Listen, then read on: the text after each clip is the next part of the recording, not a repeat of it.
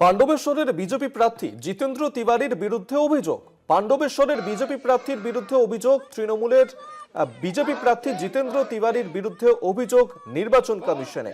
অভিযোগ তৃণমূলের যে নির্বাচনী প্রচারে শিশুদের ব্যবহার করা হয়েছে, নির্বাচনী আচরণবিধি লঙ্ঘনের অভিযোগ জিতেন্দ্র তিওয়ারির বিরুদ্ধে এবং তৃণমূলের পোস্ট করা সেই ভিডিও এই মুহূর্তে দেখাচ্ছি আপনাদেরকে।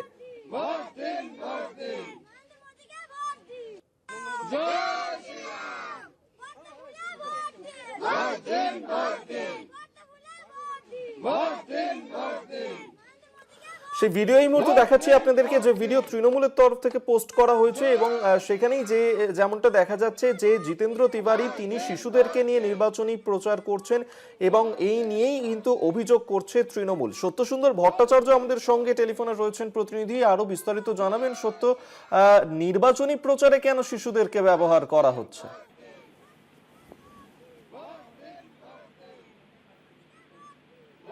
সত্য, শোনা যাচ্ছে আমার কথা?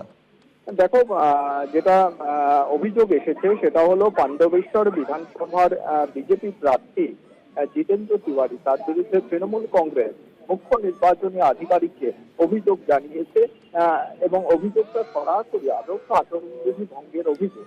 তার কারণ যেটা দেখা যাচ্ছে যে গৌরব গুপ্তা নামে একজন বিজেপি সমর্থক, তিনি তার ফেসবুক প্রোফাইলে এই জিতেন্দ্র তিওয়ারির প্রচারের যে ভিডিও আপলোড করেছেন তাতে দেখা যাচ্ছে যে শিশুদেরকে দিয়ে স্লোগান দেওয়া হয়েছে এবং ভোট চাওয়ার বিষয় রয়েছে। সেক্ষেত্রে নির্বাচন কমিশনের যে আইন রয়েছে বা যে নিয়ম রয়েছে, গাইডলাইন রয়েছে, তাতে কিন্তু নির্দিষ্টভাবে উল্লেখ রয়েছে যে রাজনৈতিক প্রচারের কাজে কোনোভাবেই শিশুদেরকে ব্যবহার করা যাবে না। শুধু সেই বিষয় নয়, তার যে ভিডিও, সেই ভিডিও আপলোড করেছে তৃণমূল কংগ্রেস অভিযোগ জানিয়েছে যে প্রচারের যে ভিডিও তাতে দেখা যাচ্ছে যে বেশ কিছু শিশু তাদেরকে দিয়ে কিন্তু বিজেপির হয়ে ভোট চাওয়ানো হয়েছে এবং প্রধানমন্ত্রী নরেন্দ্র মোদী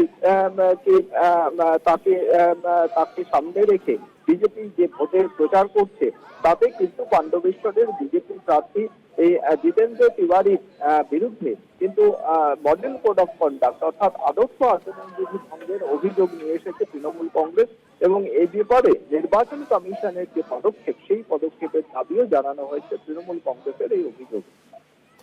ধন্যবাদ সত্য তোমাকে। সত্যসুন্দর ভট্টাচার্য টেলিফোনে ছিলেন প্রতিনিধি।